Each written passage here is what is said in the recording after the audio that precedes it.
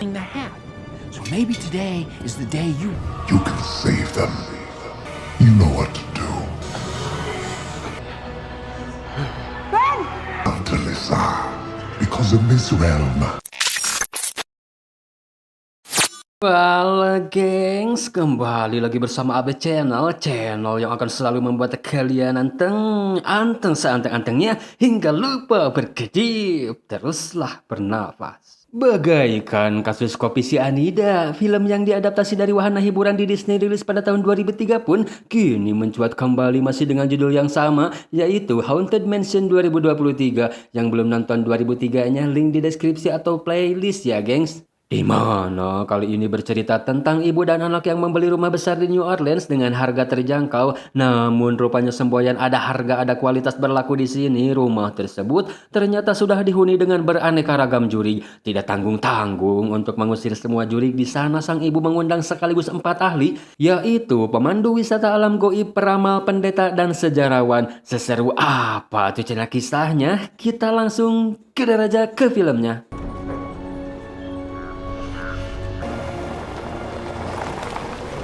Film diawali dengan ciri khas film horor seperti pada umumnya. Mobil yang isinya terdiri dari ibu dan anak. Mereka adalah Travis si bocil dan Gabby si mama. Malam-malam mereka hendak mengisi rumah barunya. Mau dilihat dari sudut pandang manapun, sudah jelas kalau rumah yang akan mereka tempati pasti akan angker seangker-angkernya. I'm over here, Mom.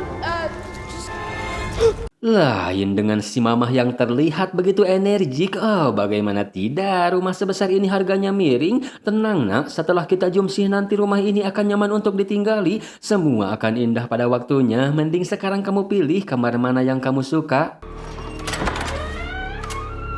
Setelah masuk ke kamar yang si bocil pilih, dia melihat satu foto yang kurang enak dipandang karena terlihat seperti foto jurig. Lantas dia pun menutupnya menggunakan kain supaya bisa beristirahat dengan tenang. Tetapi kolebatan dapat si bocil rasakan, dan setelah 3 kali kolebatan, foto dan kain penutupnya sudah menghilang bak keadilan di negeri Konoha.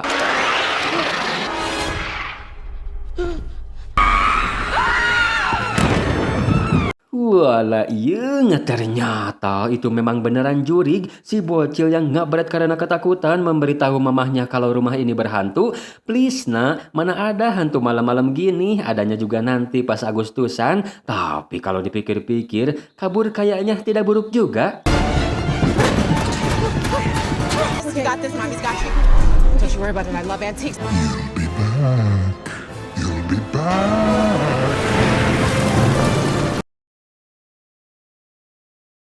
Diperlihatkan seorang pemuda yang sedang adai. Dia seorang duda bernama Ben Matias yang terbangun karena ada seseorang yang gegedor di luar. Selain telah mengganggu, orang tersebut ternyata juga tidak si Ben kenal, tapi nyelonong masuk sambil memperkenalkan diri kalau dia bernama Pastor Ken. Lantas si Ben pun mengusir pria tersebut. Ora urus mau siapapun namamu dan apapun profesimu, yang jelas si Ben tidak mengenal pria tersebut. Namun bukan tanpa alasan si Ken nyelonong ke rumah si Ben, di mana si Ken sangat paham betul tentang latar belakang si Ben merupakan seorang pemandu wisata yang dulunya adalah seorang ahli astrofisika dan berhasil menciptakan kamera dengan lensa khusus. Maka dari itu, si Ken yang mendapat panggilan eksorsis yang ternyata panggilan itu dari si mamah Gabby, berdalih kalau eksorsis tidak perlu dilakukan, hanya perlu mengambil beberapa foto saja di sana. Itu pasti sudah bisa membuat si pemilik rumah tenang. Sempat menolak karena si Ben tidak percaya jurig, namun dikarenakan Artos yang berbicara, bayaran mahal membuat si Ben akhirnya mau pergi juga ke rumah tersebut.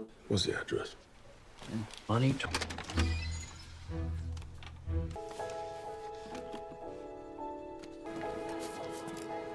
It's a lens. Agreed.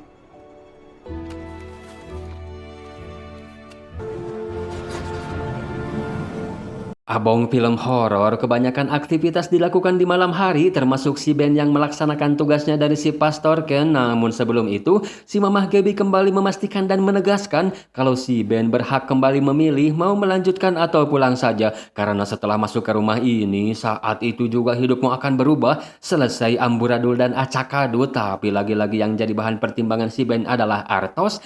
Jika benar si Mamah Gabby membayarnya dengan harga tinggi, maka semua resiko akan dia tanggung. Perfect. I'd have to give me this much money. I mean, I don't even know if I can take it. Damn. Okay. Tapi kenapa mereka kembali lagi ke rumah itu ya? Kateuing atunya si Ben pun mulai melakukan pekerjaannya dengan memotret beberapa objek yang dianggap si Mamah Gaby merupakan jurig yang sedang cosplay jadi pajangan, namun harus memotretnya tanpa blitz.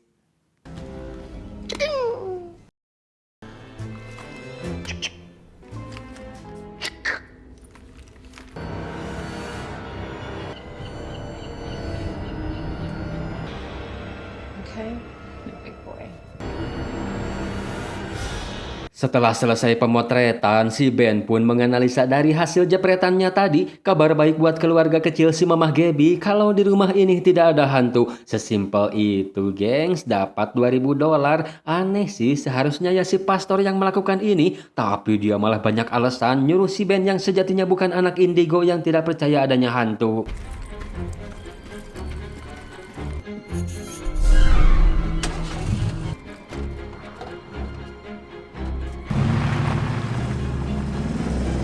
Singkat waktu, si Ben yang sudah kembali ke rumahnya nonton TV sambil ngemil. Yang entah kenapa si TV selalu menyiarkan acara berlatar lautan meski berkali-kali sudah si Ben pindahkan, dan seketika remote TV yang ia pegang seperti ada yang ngerebut dari tangannya. Mungkin ini kali ya kamera dengan lensa khusus itu.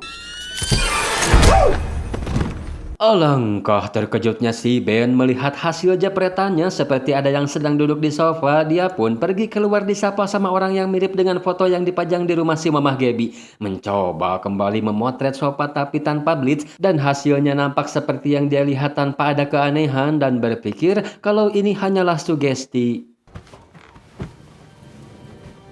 Alih-alih mau menenangkan diri dengan cara beristirahat, keanehan justru malah semakin menjadi-jadi tatkala ada yang menggedor-gedor pintu, dan ketika dibuka,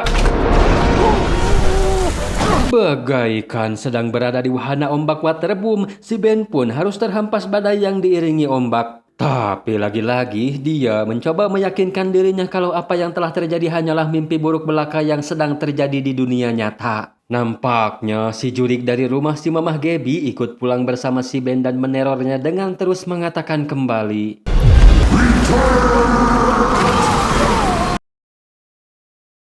Si Mamah Gaby rupanya juga sudah tahu akan hal ini. Dia sedang menunggu kedatangan si Ben sesuai prediksinya, dan faktanya yang dialami si Ben saat ini ternyata ini juga dialami si Mamah Gaby dan si Travis ketika mereka meninggalkan rumah ini. Bahkan sampai mereka berkali-kali pindah kos-kosan, namun hasilnya teror malah semakin menjadi-jadi dan tinggal di sini bukan atas keinginan mereka, melainkan si jurig yang memaksanya untuk kembali seperti yang saat ini engkau rasakan. Sempat menyalahkan si Mamah Gaby karena tidak menceritakannya, namun sepertinya akan lebih bersalah lagi telah mengambil banyak uang dengan kamera butut serta oret-oretan tidak jelas. Makanya cuan itu gak selamanya number one ya gengs. Masih untung si Mamah Gaby mau berbaik hati, dan tidak lama dari itu Ngo Chung Ho juga si Ken yang ternyata dia sengaja menjerumuskan si Ben supaya bisa collab untuk mencari solusi dari cengkraman rumah jurig ini. Seraya bertanya apakah kameranya berfungsi atau tidak, lantas si Ben pun memperlihatkan hasil jepretannya waktu itu, di mana si Ben mengira kalau dia adalah jelmaan dari foto si pelaut yang terpajang,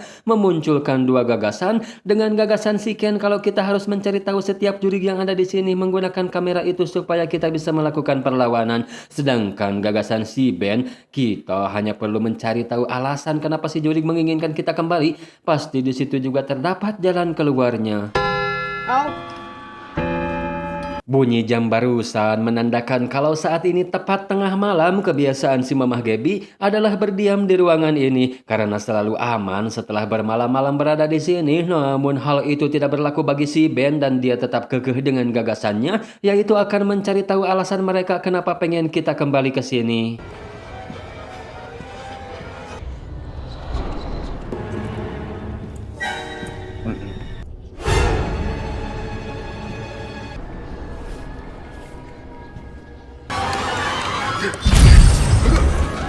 You should be frightened.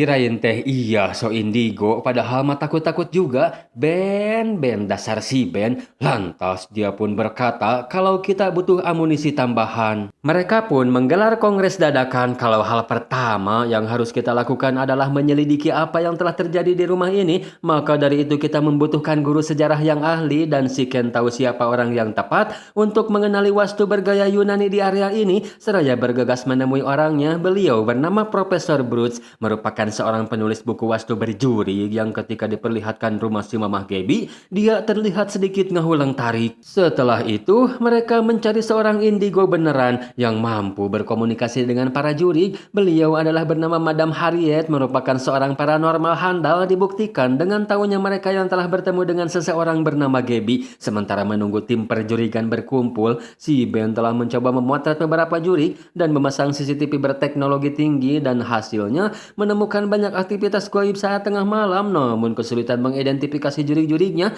karena mereka yang terlalu agresif tidak berhenti bergerak. Si Madam rekrutan yang pertama kali datang, dia bisa melihat aktivitas yang sering dilakukan di area meja makan ini. Kalau dahulu kala orang-orang suka menggunakan tempat ini untuk makan, asli sakti yo si Madam well gagal pokoknya malah. Sedangkan di lain waktu mereka kembali menemui si profesor kalau wastu di sana ditemukan dalam keadaan sudah terbangun tanpa ada yang pernah mengerjakan. Sementara informasi lain yang ia dapat tentang rumah itu kalau orang bernama William Gracie telah membeli rumah tersebut dari pemilik sebelumnya yang dirahasiakan, sedangkan istrinya si William bernama Eleanor yang meninggal karena demam kuning, dan di saat itulah rumah mulai berubah menjadi aneh. Tapi mereka memutuskan tidak akan membawa si profesor ke rumah karena sudah ketuaan mencuri sumber informasi dari si profesor, karena itu yang hanya mereka butuhkan. Dan setelah kembali ke rumah, si Madam sok jual mahal menjelaskan aturan untuk mendapatkan jasanya kalau ritual pengusiran dibutuhkan secepat-cepatnya dalam jangka waktu seminggu. Karena jurik-jurik di sini bukan sembarang jurik, mereka pasti akan melakukan perlawanan. Si Madam akan kembali ke rumah ini setelah kalian membayar full jasanya untuk 1 minggu. 2 hours later. Setelah 2 hari tanpa dibayar dan diundang lagi, si Madam pun kembali dengan sendirinya sambil adat-adatan ke si Pastor Ken kalau jurig yang mengikutinya lebih gagah karena si jurig itu menunggangi kuda. Maka dari itu si Madam akan bersikap lebih kemanusiawi, akan menolong kalian semua tanpa harus dibayar supaya bisa menemukan jalan keluarnya. Predut ya gengs, dibilang saja Anda juga ketakutan. Mereka pun mulai menganalisa sumber dan beberapa artikel hasil babadog dari si profesor waktu itu. Diceritakan kalau si William mengalami depresi berat hingga bunuh diri pasca ditinggal sang istri. Di samping berduka, dia juga telah menghabiskan seluruh hartanya untuk membayar paranormal dengan tujuan untuk menghilangkan semua keanehan yang terjadi di rumah. Setelah itu ada sekitar 66 orang yang pindah ke sini dan semuanya berakhir dengan fatal. Si Madam berasumsi kalau kuncinya adalah si William, seraya bertanya siapa paranormal yang diundang si William, yang ternyata bukan paranormal ecek-ecek macam si Madam. Dia bernama Madam Liota yang sering diundang kerajaan dan orang-orang berdarah biru. Si Ben menemukan sepucuk surat dari si William untuk si Madam Liota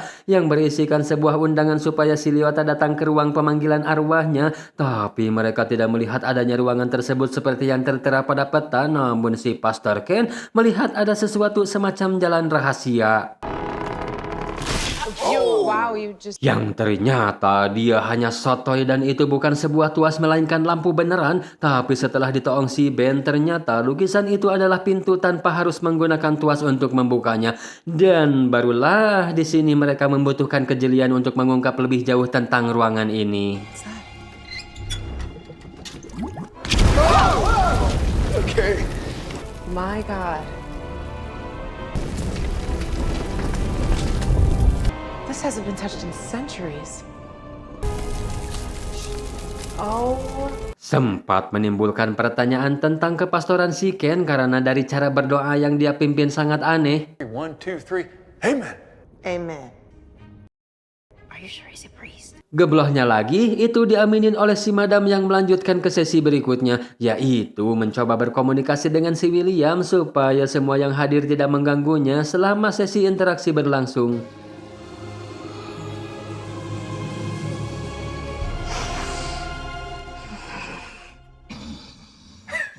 She's asleep. I'm looking right at her. She's asleep. She's asleep. Look. No. She's asleep. She's in a trance. Now you got me all mad. We're sorry. Can I do this? Please do get peaceful again. Okay. Yeah. Dan faktanya itu ternyata bukan ngorok seperti yang lain keluhkan. Si Madam benar-benar bisa berinteraksi dengan si William dan si Williamnya sendiri memberikan sebuah pesan pada kertas yang sudah si Madam sediakan dengan tulisan bicara pada Lyota. Yang padahal si Madamnya itu sendiri tidak percaya dan sembunga darek karena ketakutan. Ini mah kayak penipu semua ya gengs, tapi katanya mengetahui kebenaran tentang ilmu indigo berteknologi tinggi si Madam, si Ben minta supaya dipanggilkan roh mendiang istrinya, tapi dengan sok iye, si Madam berkata kalau mendiang istrimu tidak ada di sini. Keadaan pun kini semakin mencekam dengan kemunculan roh-roh di sana, ditambah hancurnya kamera si Ben dan terseretnya si Madam yang tidak disetujui si Jurik atas pemanggilan rohnya si Lyota. I summoned Madame Leota! No!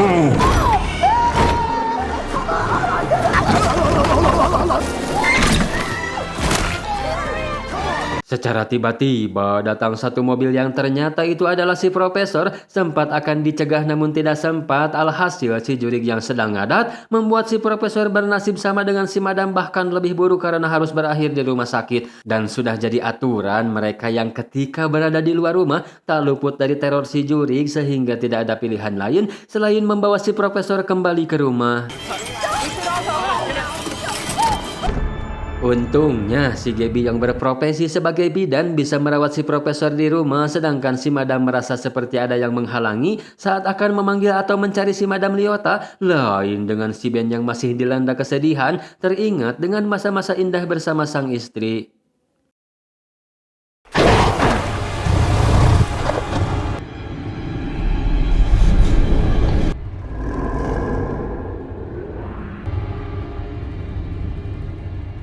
Di saat yang lain tertidur pula, si Ben terbangun karena suara ngorok si Madam. Begitu juga alarm jam yang berbunyi menandakan saat ini tepat tengah malam, ditandai dengan munculnya sesosok Jurik yang menyapa si Ben. Kalau kita adalah best friend dan punya teman yang sama yaitu si Alisa, istri si Ben, lantas si Ben yang rindu berat pun mengejarnya. Meski terdapat banyak sekali jurik-jurik di sana, tapi kekuatan cinta tidak dapat menghentikannya.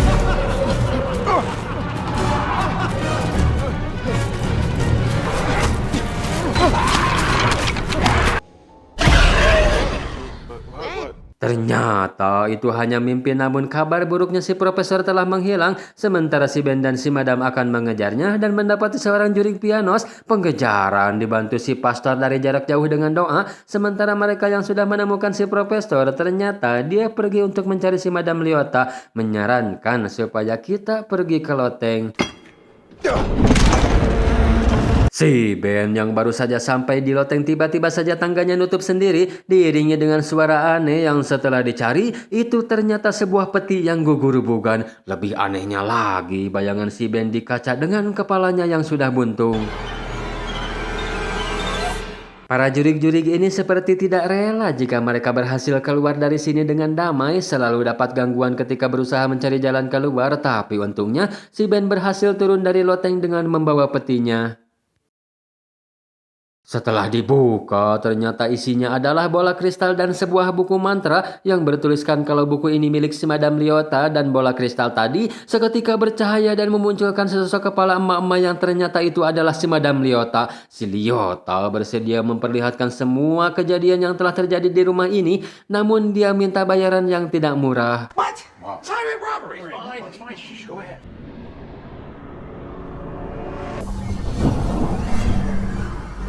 Berawal semenjak istri si William meninggal, beliau yang tidak bisa move on memanggil si Lyota untuk menghubungi mendiang istrinya. Berulang-ulang si Lyota terus mencoba memanggil arwah si Eleanor. Pemanggilan pun telah dilakukan setiap tengah malam dalam setahun. Hal itu membuat gerbang alam roh terbuka sehingga ratusan arwah datang dengan bebas, tapi tak ada satupun arwah si Eleanor. Si Madam menyarankan supaya si William berhenti karena takut memanggil roh yang seharusnya tidak kami panggil. Namun dia tetap kekeh supaya supaya si Lyota terus melanjutkannya. Tidak lama dari itu, si William pun akhirnya mendapat pesan juga dari si Eleanor supaya dia cepat menyusulnya ke alam roh. Tapi si Lyota tahu kalau itu bukan si Eleanor, melainkan hal yang dari awal si Madam Lyota takutkan kini terjadi, yaitu salah memanggil roh. Roh iblis paling bengis dan bukan sembarang jurik. Dia punya kekuatan memikat jiwa-jiwa yang dahulunya bahagia di rumah ini. Tanpa sempat melihat wujudnya, si iblis telah lebih dulu mengurungnya di bola kristal miliknya sendiri. Si iblis juga telah menjebak 933 arwah, membutuhkan 1000 arwah untuk menyelesaikan ritualnya, yaitu terbebas dari rumah ini. Waspadalah pada bulan purnama,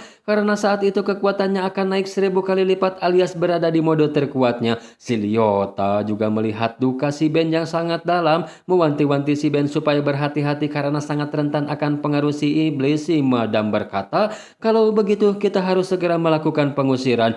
Namun untuk melakukan itu kita perlu media yang pernah menjadi milik si iblis. Enough!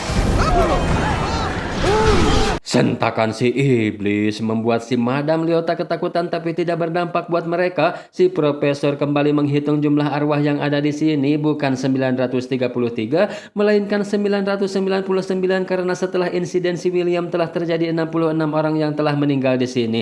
Itu artinya si iblis hanya memerlukan 1 arwah lagi untuk menyelesaikan ritualnya. It's time to assemble the dream team. That's the nickname I'm giving us. Keesokannya, kini mereka mulai terbiasa dengan para arwah yang mengelilingi mereka. Sambil menunggu si Gaby masak, mereka membahas perkataan si Madam. Bagaimana cara kita mendapatkan barang yang pernah dimiliki si iblis, sementara identitas si iblisnya sendiri belum kita kantongin. Ditambah waktu mereka juga hanya tinggal 4 hari sebelum gerhana. Namun si Madam punya sebuah ide brilian. Dia akan melakukan ritual astral projection, perjalanan astral seperti yang di film Insidious, akan pergi ke alam gaib untuk mengungkap identitas si iblis. Sementara si Gaby, niat awalnya pindah ke rumah ini adalah supaya bisa lepas dan move on dari bayang-bayang ayahnya si Travis. Namun hasilnya, rumah ini malah tidak membiarkan itu, justru malah merenggut masa emasnya si Travis. Maka dari itu, si Ben minta izin untuk bicara dan sedikit menghiburnya. That's him landing. Singkat cerita, malam pun semu-semu keeng ritual astral projection pun kini akan si Madam mulai dengan sepatah 2 patah kata mantra yang dia ucapkan. Namun hasilnya justru malah si Ben lah yang arwahnya keluar dan melakukan perjalanan astral. Dia bertemu dengan arwah si William yang masih mencari arwah istrinya.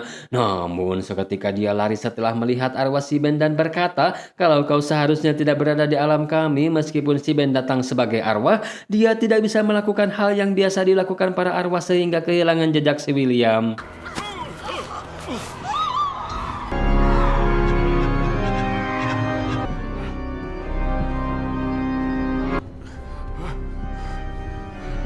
Hingga akhirnya si Ben bertemu kembali dengan si William yang kini mau berbicara dengannya. Lantas si Ben pun menanyakan siapa nama arwah si iblis itu. Namun sayangnya di antara mereka semua tidak ada yang tahu siapa nama manusianya, dan dia juga bukan teman dari kami semua. Yang dia tahu si iblis punya kekuatan besar di alam ini. Banyak dari kami yang dipaksa mengikuti perintahnya. Berpesan pada si Ben supaya si iblis jangan sampai mendapatkan roh terakhir atau kita terperangkap di sini selamanya. Coming up. Leave now. Wait. Dan seperti inilah suasana mencekam bagi para arwah ketika jam 12 malam tiba. Mereka semua berlari untuk mencari tempat berlindung. Melihat arwah si Ben, jelas itu membuat si iblis terpesona. Lantas si Ben pun seperti arwah lainnya bersembunyi. Si iblis yang mengetahui posisi si Ben membuat dia bisa melihat sosok sang iblis tanpa kepala, karena kepalanya berada dalam wadah yang ia tenteng. Sementara itu si Madam dengan tiisnya dia berkata kalau alam roh tidak sedang memihak padanya karena roh si Madam tak kunjung keluar juga.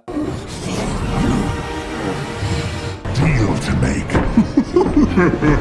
Para arwah si Ben masih dikejar si iblis. Raga si Ben yang dirasuki arwah nakal tadi mulai menunjukkan eksistensinya, tapi berkat bedak yang sudah dijampi-jampi membuat arwah kebesekan dan batuk hingga keluar dari raga si Ben. Di saat itu pula arwah si Ben yang terpanggil oleh lonceng berhasil masuk kembali ke raganya. Si Ben pun menceritakan astral projectionnya tanpa bermaksud merendahkan si madam sedikit pun kalau dia melihat si iblis, namun bukan sembarang iblis, merupakan premannya para juri, karena semua arwah yang ada di sini takut padanya. Mengenai petunjuk, si Ben hanya bisa memberitahu kalau si iblis itu tanpa kepala, sedangkan kepalanya berada di dalam kotak topi. Mungkin itu tidak akan cukup untuk menguak identitas si iblis, namun setelah diingat-ingat kembali, si Ben hafal banget dengan wajah si iblis, namun perjalanan astralnya tadi itu mengingatkan si Ben pada mendiang istrinya. Dan terungkap kenapa si Ben merasa bersalah atas kepergian istrinya, karena dikala itu di waktu yang kurang tepat, di saat si Ben lagi sibuk-sibuknya dan hampir membuat dia frustasi dengan urusan pekerjaan, si Lisa, nama istri si Ben, dia terus merengek minta diantar ke depan untuk membeli seblak. Dengan spontan si Ben membentak istrinya, kenapa tidak sendiri saja si Neng, Aa lagi pusing nih. Dan yang terjadi selanjutnya, dia pun pergi sendiri membawa mobil. Yang tidak lama dari itu si Ben mendapat kabar kalau istrinya kecelakaan dan meninggal di tempat. Itu juga alasan kenapa si Ben menciptakan kamera dengan lensa khusus supaya si Ben bisa melihat setidaknya sekali lagi untuk terakhir kalinya. Namun suasana dapat si profesor cairkan dengan guyonannya, seblak mah atau wadah titit Ben, sempak atau etama. Thank you, Bruce.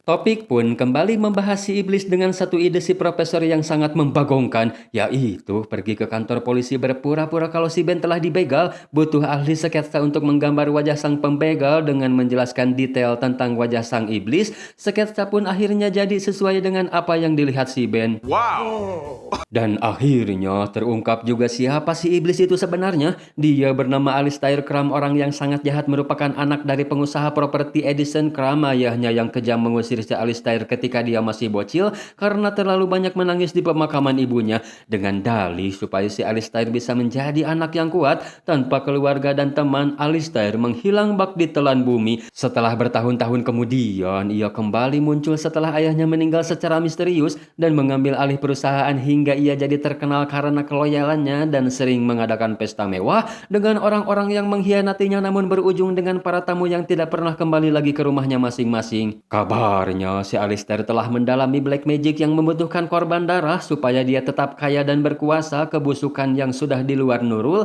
membuat para staf akhirnya melakukan perlawanan hingga ia meninggal dunia. Namun sebelum ajalnya menjemput, dia bersumpah akan membalaskan dendamnya dari kubur. Kabar baiknya, rumah tua milik si Alistair kini dianggap sebagai benda bersejarah dan kita bisa mencari barang miliknya di sana. Namun seketika semua akses tertutup dengan sendirinya, yang ternyata itu bentuk pencegahan si iblis Alistair. Tapi untungnya si Ben dan si Travis masih berada di ruangan aman yang selalu mereka tempati ketika malam, dan menjadi harapan mereka satu-satunya dengan memberikan alamat rumah tua si Alistair karena mereka lebih dekat dengan pintu keluar. Namun pada faktanya ruang itu tiba-tiba berubah menjadi pasir hisap dan munculnya beberapa buaya yang siap menerkam mereka berdua. Diperburuk dengan kambuhnya jantung si profesor dan melihat kedatangan si iblis.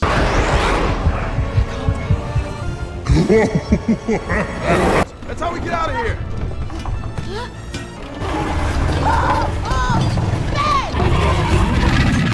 Come on, hurry! Whatever you're gonna do, do it fast! Come on, Ben! Okay, I'm trying. Mereka berdua yang berhasil keluar, ternyata si Ken sudah lebih dulu keluar, nyiapin mobil untuk keberangkatannya, dan masih kebingungan kenapa si Ben sangat rurusuhan. Dikarenakan tidak ada waktu untuk menjelaskan, mereka pun segera bergegas menuju ke alamat rumah tua si Alistair.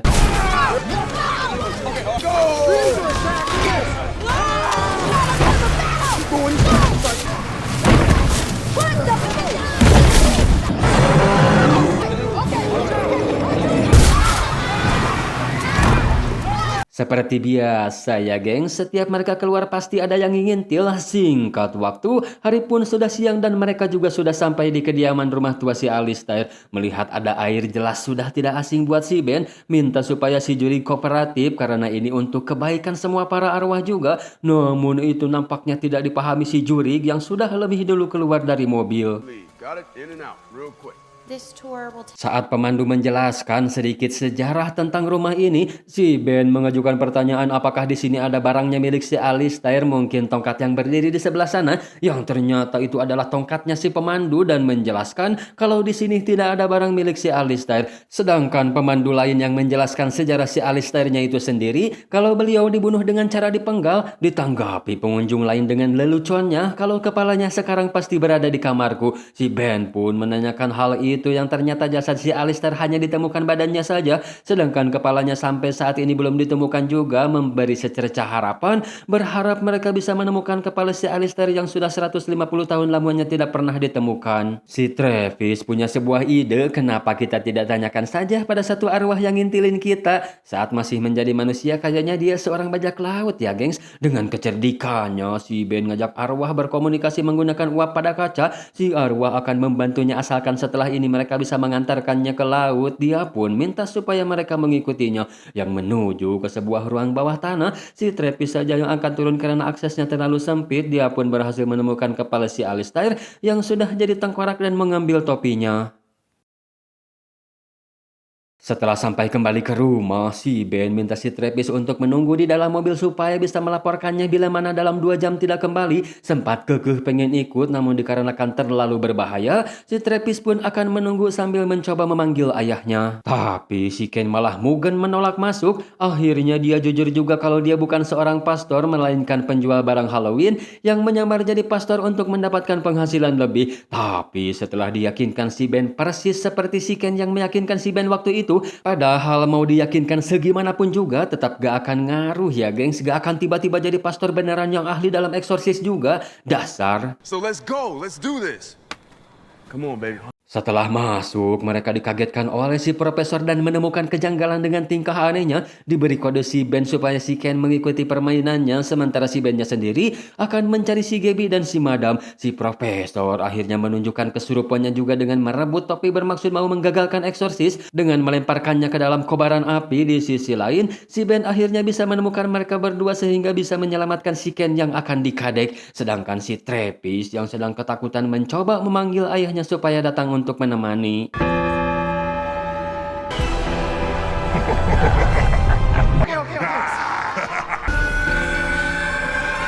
Harry, start the banishment. Okay. It's a full moon. Trump has all his power.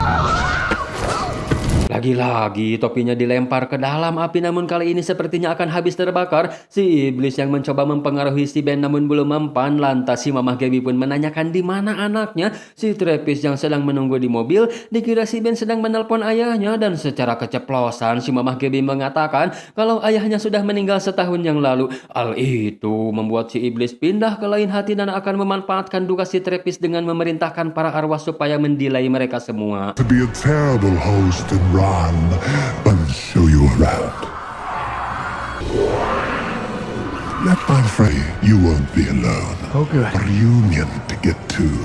Don't work too late.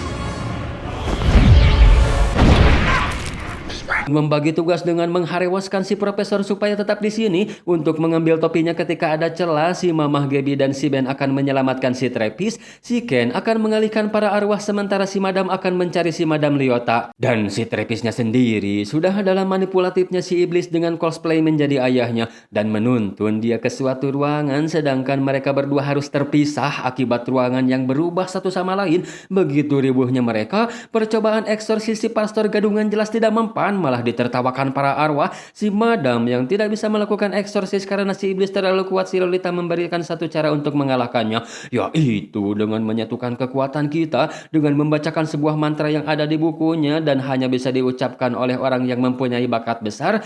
Meski si Leota tahu kalau saat ini si Madam Harriet sedang minder karena seperti yang kita tahu bakatnya sebagai paranormal sangat diragukan, tapi tidak dengan si Madam Leota yang sangat percaya dan yakin kalau si Madam bisa melakukannya. Sementara si Ben minta bantuan pada si William untuk mencari si Travis. Si Travisnya sendiri terus mengikuti suara yang dia kira adalah ayahnya. Bruce, hurry! I can't find you much more time! Faster route. Whoa! Si Ben pun berhasil menemukan si Travis berkat bantuan si William. Sempat hampir termakan manipulatifnya si iblis, tapi untungnya berhasil disadarkan si Ben kalau ayahmu mau tetap kau hidup, berada di samping ibumu selamanya. Mereka berdua pun kembali bertemu dengan si Mamah Gaby lagi-lagi berkat si William, yang tanpa mereka sadari kemanapun mereka pergi ternyata itu akan berakhir pada si iblis. Si iblis menawarkan sebuah kesepakatan pada si Ben menghantui anak dan ibu ini seumur hidupnya, atau si Ben menyerahkan diri pada si iblis. I won't let him hurt Travis or you. Sebagai lelaki sejati yang tak pernah lekang oleh waktu, si Ben rela mengorbankan dirinya demi kesejahteraan si Travis dan si Mamah Gaby. Sementara si Ken yang masih dikejar-kejar para arwah menceramahi mereka, buat apa kalian jadi arwah penasaran sementara kalian satu pun tidak ada yang penasaran dengan rencana si iblis yang memerintah kalian, kalau dia telah memanfaatkan kalian semua demi kepentingan pribadosnya, menggambarkan rencananya untuk mengalahkan si iblis. Dan inilah juga saatnya buat kalian untuk mengambil resiko bergabung dengan tim kami dan keluar sebagai pemenang, sementara si Ben dia sudah menyetujui kesepakatannya dengan sang iblis. So maybe today is the day you You can save them. You know what to do. To Lisa. Because in this realm, Tapi untungnya si Madam keburu datang bersama dengan Madam Leota yang sudah dibebaskan, memerintahkan arwah yang masih taat padanya supaya menyerang mereka berdua. Di saat itu pula pasukan si Ken datang sehingga mereka tidak berani menyerang dan mengalihkan serangannya pada si profesor yang datang dengan membawa abu topi si iblis. Dirasa pasukannya tidak akan mampu mengatasi ini, maka si iblis akan turun tangan. Dialihkan si Ben dengan berpura-pura kembali menyetujui kesepakatan awal sampai yang lain sudah siap untuk memulai eksorsis.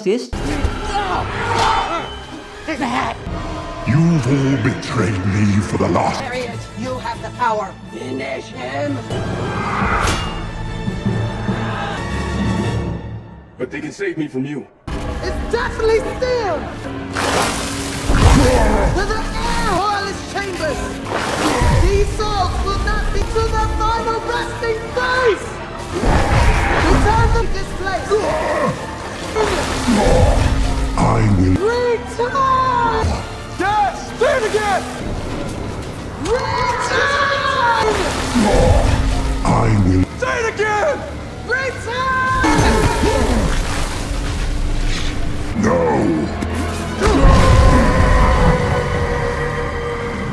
I sense that many of these ghosts don't want to. And now you're free! Free to return to the ghost realm.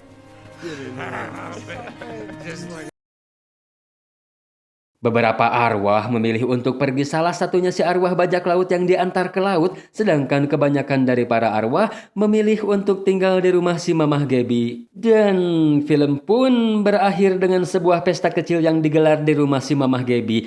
Ama mat tamat.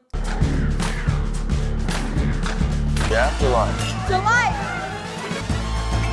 To the afterlife! Cheers.